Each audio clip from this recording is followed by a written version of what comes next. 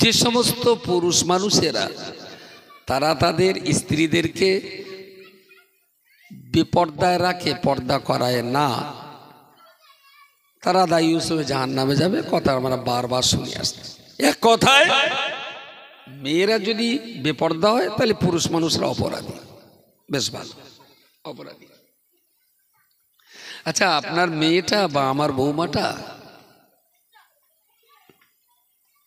Date matured হয়েছে, বাচ্চা delivery হবে, এক্সরে করে দেখা গেল যে পেটের বাচ্চাটা ঠিক নর্মালি যেভাবে থাকা উচিত সেইভাবে নেই, বাচ্চাটা ঘুরে গেছে। ডাক্তার বললেন এক্ষুনি কি হসপিটালাইজ করুন, বাচ্চাটার কন্ডিশন কিন্তু ভালো জায়গায় নেই। আচ্ছা, আমার এই বৌমা বলি আর আপনার মেয়ে বলি হসপিটালে নিয়ে যাওয়া হবে, তাহলে ডাক্তার তাকে উলঙ্গ করে দেখবে। আমাদের বাড়ির মেয়েরা যারা হসপিটালে ডেলিভারি হয়েছে, সরকারি হসপিটালে, আমি সব হসপিটালের কথা বলবো না, তবে যা দু চারটে শুনেছি সবটা একই রকম।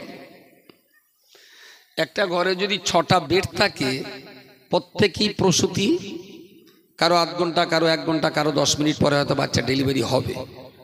একেবারেই এইরকম মায়েদের একই ঘরে 5 জন 6 জন 8 জনকে শোয়ানো থাকে, তাদের একটারও গায়ে কোমরের ঘুষি পর্যন্ত থাকে না, প্রত্যেককেই উলঙ্গ করে ফেলে রাখা হয়।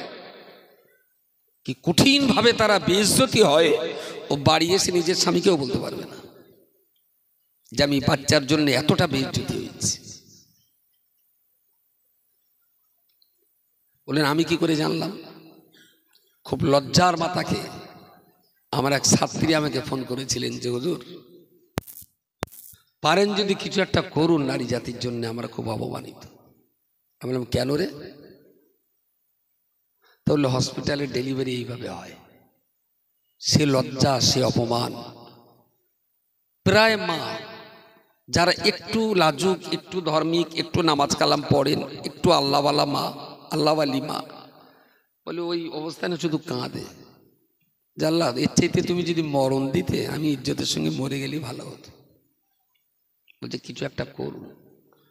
আমি বললাম কেন, কি অবস্থা খুলে বল মা। বাকি আর বলতে চাইল না, বললে আমি আপনার লিখে দেবো পরে।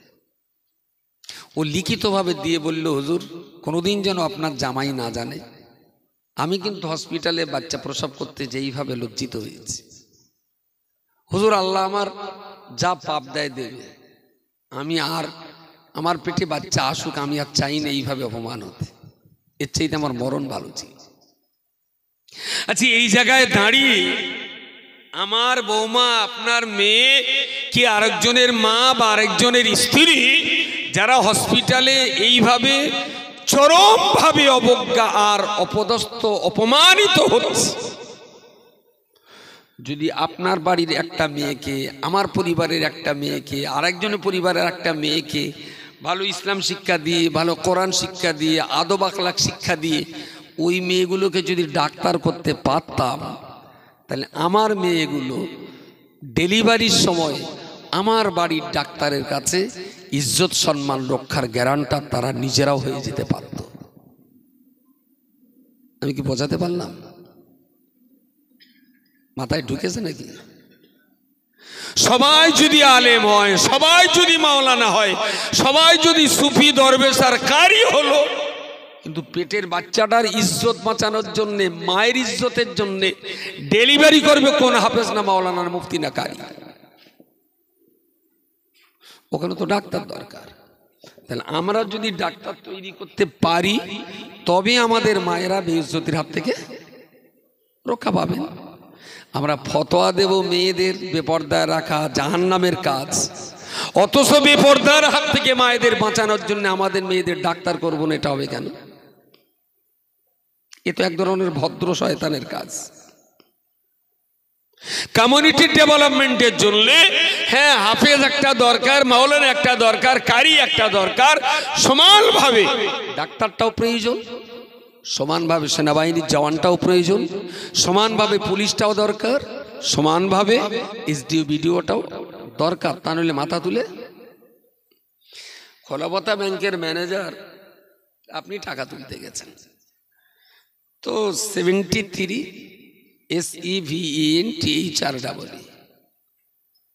এখন 73,000 লিখতে যে THREE তো 3 ভুল হচ্ছে না তো? ডবল ই না টাই? ডবল 3। এখন এই 3 লিখে THRE একটাই দেওয়া হয়, একটাই দেওয়া হয়। 73,000 টাকা তুলবো, সংখ্যাটা ঠিক লিখেছি কিন্তু আপনার কথায় লিখতে যে একটা দেওয়া হয়। তো আমি 30 জনের পিছনে লাইনে দাঁড়িয়ে দাঁড়িয়ে দাঁড়িয়ে একদম কাউন্টারের সামনে এলাম, আমার উইথড্রয়াল ফর্মটা দিলাম। দেখি লাল কালির চিকেনে মেরে বানান শিখতে পারিনি এখনো, চান সুন্দর করে লিখে আবার লাইন দিয়ে আসে। আমি স্যার কি হয়েছে? তাহলে 3 বানান ভুল হয়েছে।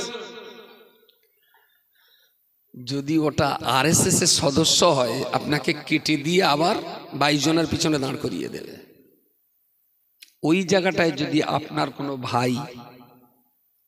কোনো ভাই যদি ওই জায়গাটার অফিসার থাকে, সে আপনার কাছ থেকে কলমটা চেয়ে নেবে, না হলে বলবে এখানে একটা দিয়ে দেন ছোট করে। আপনি দিলেন বা তিনি নিজে হাতে দিয়ে দিয়ে আপনার 1.5 ঘন্টা টাইম বাঁচিয়ে দেবে। অপমান অপদস্থর হাত থেকে সে আপনাকে রক্ষা করার চেষ্টা করবে। জাতি কেন লাঞ্ছিত, কেন বঞ্চিত, জাতি কেন অপমানিত, তার একমাত্র কারণ এরা যে পরিমাণ গরুর গোশত গিলেছে, তার 1% টাকা যদি শিক্ষা খাতে ব্যয় করত, মুসলমান সমাজের এই সর্বনাশ হতো না। এদের শিক্ষার কোনো বাজেট নেই, কোনো বাজেট নেই। আমি জিজ্ঞেস করি বা দেখি, আমার চারপাশেও তো গরিব মানুষ আছে, তাই একটা গরিব পরিবারে মাসে মিনিমাম 6 থেকে 8 বার গরু খায়, 6 থেকে 8 বার। তো যদি 8 বার গরু খায়, 1 কেজি করে 4টে মানুষের সংসারে 1 কেজি করে যদি 8 বার কেনে, তাহলে 8 কিলো, 8 দুগুণ 1600 টাকা। যে পরিবারে মাসে 1600 টাকা গরু খায়, সেই পরিবারের বাচ্চাকে মাসে কত টাকার এডুকেশন বাজেট আছে? বললি বলবানি ভ্যান চালিয়ে খাই বাবু, কি করে বড়দিন লেখাপড়া শেখায় ছেলে পিলে, অভাব অনটনের সংসার, কিন্তু গরুটা বলো সমান তালে খেয়ে যাচ্ছে।